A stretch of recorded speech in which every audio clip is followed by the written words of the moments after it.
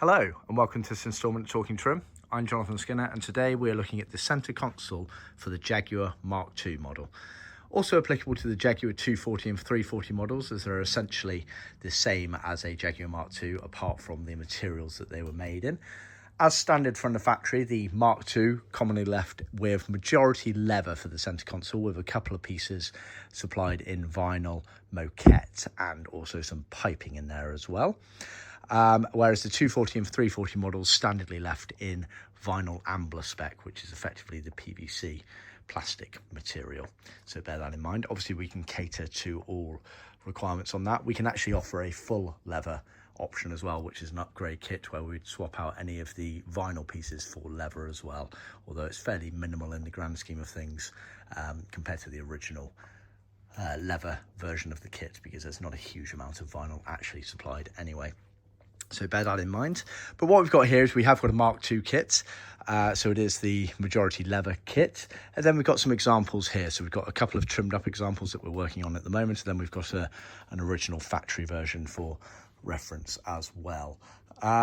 It's worth noting that they did vary on the MK2 between automatic gearbox and manual gearbox, with the only major difference being obviously the automatics did not have a gear lever gaiter and they did not have an opening there for where the gear stick came out. So this is obviously a manual kit, which is the most commonly seen version, but obviously the automatics were basically the same kit minus that gear lever gaiter and minus the cutaway and the sewing there for the gear lever gaiter hole effectively. So bear that in mind. At this stage, it is worth noting, it's worth checking out my other videos on the YouTube channel, some of which will be listed at the end of this video, as I've done some other videos showing centre consoles, both trimmed up ones and the retrim kits. But also, if you're planning a restoration for your Jaguar MK2, then obviously there's going to be lots of other useful videos on there for the relevant parts that you're going to be looking at. Let's just have a quick look at what we're actually talking about here. So mainly focus on the actual centre console, but we will go into elements of the radio fascia there as well. Obviously, all of these are manuals. You can see from the gear stick in the middle. So the autos basically just didn't have that there, and they didn't have the gear stick coming up. They had this ashtray element in, which we'll go over as well. And then we're also focusing on the sort of side panels here on the side of the radio tower. And then this is obviously the side of the console here.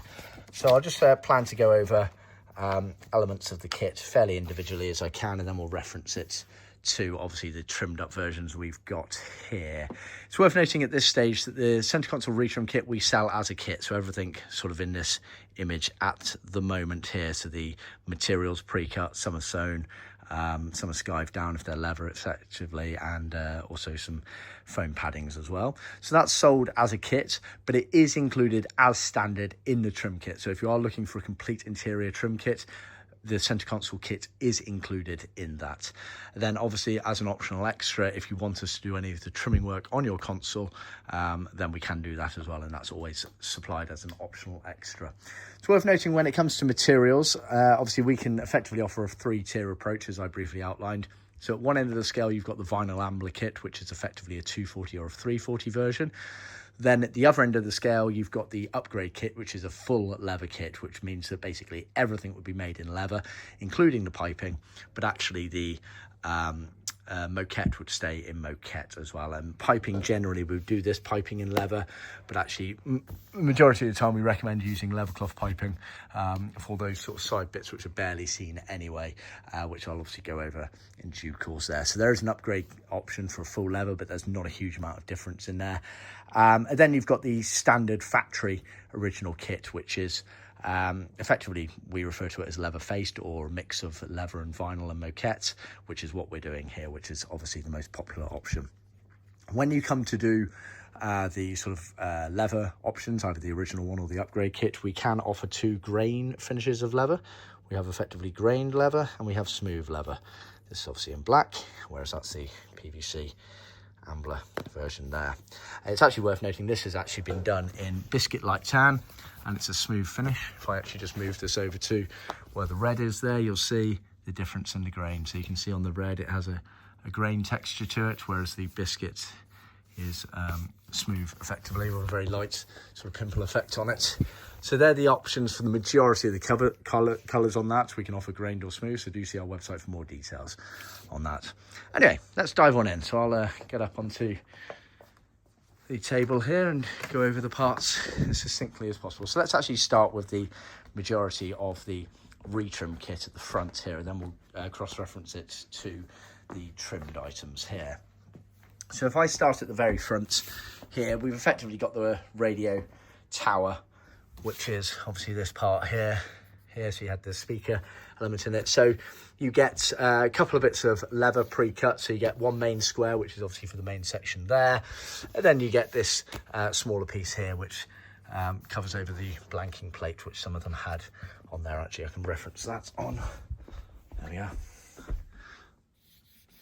So that's for that there. Now, as I'm sure you're aware if you've tuned into any of my videos before, we are lucky enough to have our own in-house leather skiving machine, which allows us to thin down leather. I believe we're the only restoration company in the industry that has our own one on site. And so as standard for any applicable parts, we skive leather down. And skiving leather is literally the process of taking the back off leather using a very sharp blade, and it thins the leather down. And that is crucial for certain parts of this kit because it allows you to get a much easier, neater finish rather. I wouldn't say it's easier per se, but it's certainly easier to attain a better finish. But it's not necessarily easier to work with. You still have to be careful with it. But it does come up trumps on this kit because certain elements like this, it's very handy. It's not crucial. But when you get to these ashtray bits, it is crucial.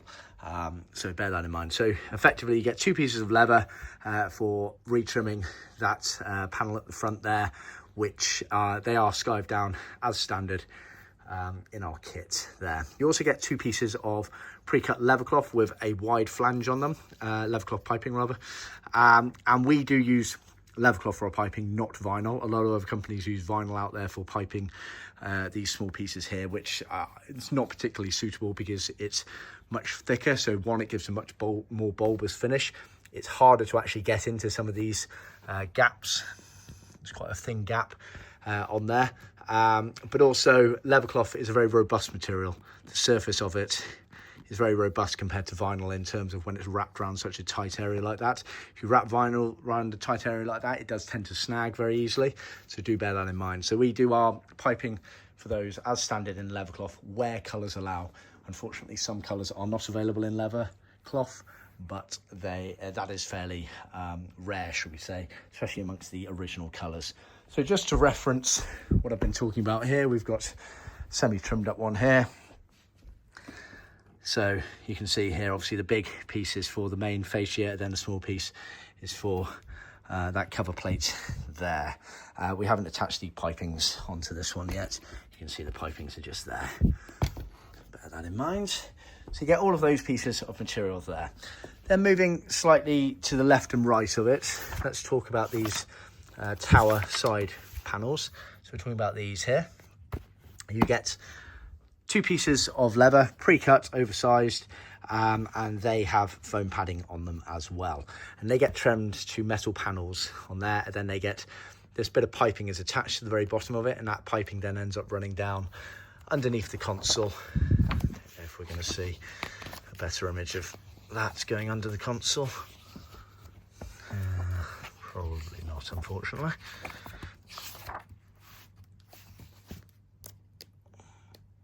No, sorry. But it runs all the way along the console underneath it. You can see there and down there. So they are obviously the pieces of leather there. Then you get these pieces of piping, which are actually sewn in vinyl, and they have a rubber insert in them there. And just to reference, that is these pieces here trimmed up. So they're metal panels trimmed up all the way around, and then the piping is tacked onto that edge there and goes backwards, and then that gets clamped underneath the console as you put it in the car, and you get a pair of them effectively, or two of them in terms of the piping. So that is those pieces there.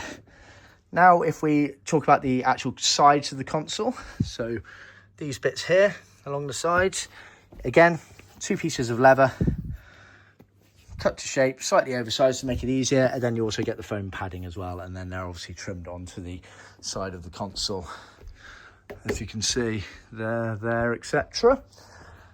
So you get those as well. And then let's talk about the sort of main top section of the console. I'll just grab the book and move it a bit closer. So this sort of section across the top here. So let's start with the main section here. Obviously this is a manual, so it has the opening here, which is top stitched seam round there, and that actually gets tucked on the inside. So you can see this is the seam here, and it gets tucked down inside, and then the gear lever comes up effectively. So obviously that's only for manual. For autos, that's effectively not present. And you obviously get the lever gear lever gaiter there as well. And then that obviously gets trimmed to the top section of the panels of the center console there. Then the ashtray element of things, and this is very fiddly, and this is where having a leather skiving machine and kits that are automatically skived down as standard comes up trumps completely. So you get 3 pieces of material. 1 piece of vinyl, which goes in the actual bottom of the ashtray, which I'll reference in a second. In fact, I don't know if they have an open ashtray. Yes, they do. So that sort of bottom plate there, that's actually vinyl originally from the factory. And then the top part that has the emblem on it is leather, and then this strip here goes around the outside, and a lot of people assume that's piping, but it's not. It's the ridge of the ashtray, and it gets trimmed in leather there. Now that's, like I say, when thinned leather. Look how lovely and thin that is. Let's compare that to this piece here, which isn't skived. There we are. Let's see this one here. Put them back to back, and you can see the difference in the thickness there. So that's where leather skiving, I don't think it would be possible to literally trim an ashtray on a Mark II without thinned leather in that area there. So like I say, we supply our kits pre-skived as standard, and that is going to make that job a lot easier to attain. In fact, not impossible, shall we say, is probably the way of looking at it. So you get those pieces there for the ashtray, and let's just have a quick look at the ashtray element of things here. So, open one-handed. There we go. So vinyl on the bottom there. This is the leather around the outside perimeter. Then that's obviously the main top part there, and a little lip there.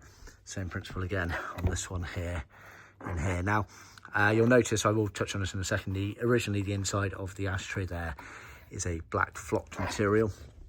This customer here, we've done something unique and nice too. We've put a wool cloth, something beige wool cloth in there, and it's a bit of a unique car, so we suggested we line that with wool cloth on there, and it looks absolutely lovely. That material is not included as standard, so if you do want to do something like that, let us know, and obviously we can include some extra material in the kit for you, not a problem at all. And then finally, the last piece effectively on the last 2 pieces on the center console kit is you get the moquette and the foam padding, which goes at the very back of the console in between the rear seats. I'm not sure we're going to be able to see it actually, but luckily we obviously have some here. So it's this section here at the back there, which has, you see that hole cut away there, that's for the sort of heater knob, chrome knob, because underneath the consoles, I believe they had 2 black pipes that went from the radio tower from the heater area, and it can effectively divert some heat into the back of the car if you wanted. And so there's a little chrome knob that sits on the top of it and gets put through that hole there. This one hasn't been trimmed out because the customer's considering doing something rather unique in that area there, so he's asked us to just float it over, which we have, but normally as standard they had those holes there. So that's the moquette for that. And then lastly, the last bit to consider with this top section here is the piping.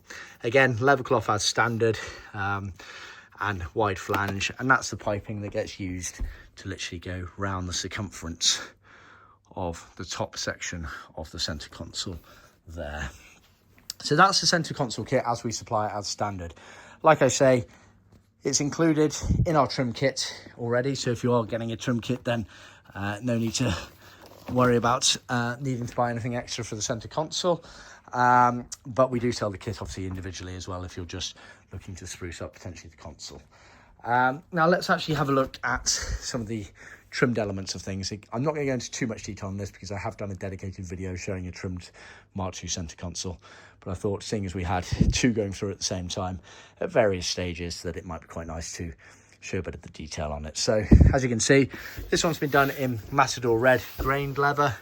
This one has been done in Magnolia grained leather, which is effectively a cream colour. Both customers have sent us their consoles and we've just trimmed them up. So they've supplied all of the hardware effectively, and we've just used our materials and know how to trim them all up to the specs that they wanted there. You'll notice this one's actually got a slightly longer gear lever gaiter. That is intentional, again, because the customer has done quite a few changes to the car. They specifically asked for a longer gear stick, whereas that's the kind of standard one there that you get.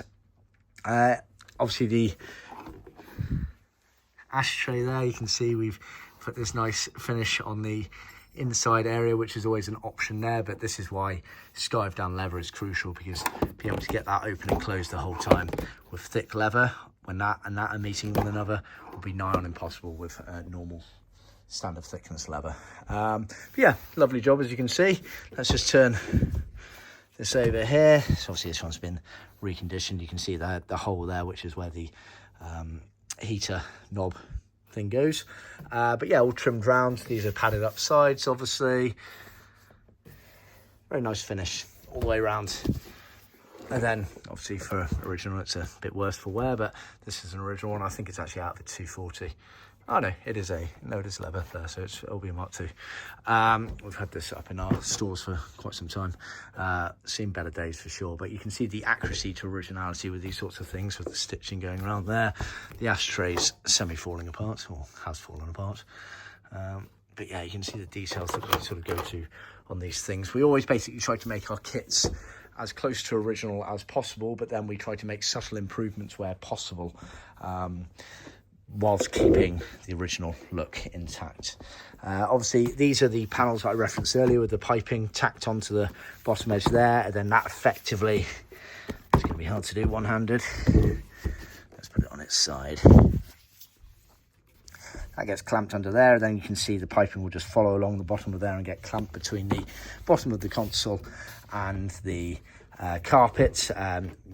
You would use glue for that. Obviously these have been tacked here because there is a bit of tack that you can use there, but effectively you would use glue along the bottom of the console there. So that's those elements of things. These ones here, obviously he hasn't supplied us with these panels, so we haven't trimmed them up, and then we just need to add the pipings to the left and right sides of this panel here, but we've actually semi-done it on this one here, but we're waiting on the hardware to be redone on this one, and he's going to send us those so we can fit those, whereas this gentleman has opted to keep it with that sort of original, shall we say, dirt patina. Each to their own.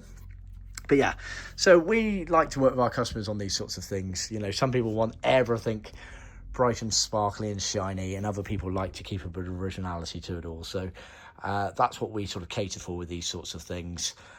So everything's possible. It's just what lengths you want to go to with some sort of things. Some people like to keep it fairly basic. Other people like to go the whole shebang, should we say, and we can cater to all of those needs. So yeah, I think that's pretty much covers the video there. Just touch on the moquette at the back there with obviously the opening hole that I mentioned earlier. But yeah, I think that's pretty much job done with those ones there. So like I say, Mark II Centre Console kit. Sold as a kit, everything in the picture at the moment. For an optional extra, we can trim up your parts if you want to send them to us. That's not a problem at all. The kit is available in either the 240, 340 spec, which is vinyl Ambla, effectively plastic, or the original, mostly leather kit with elements in vinyl and moquette, or a leather upgrade kit where we replace any elements that are in vinyl in leather, which is fairly minimal in this grand scheme of things. The Centre Console kit is included as standard in our trim kit. So if you are doing a complete interior, you can cater for the Centre Console within that, so not a problem at all. Anyway, thanks for tuning in. Please remember to like, share and subscribe to other classic car enthusiasts out there. And be sure to check out the videos at the end of this one, as well as all the other videos on my YouTube channel. And I'll see you next time. Thank you.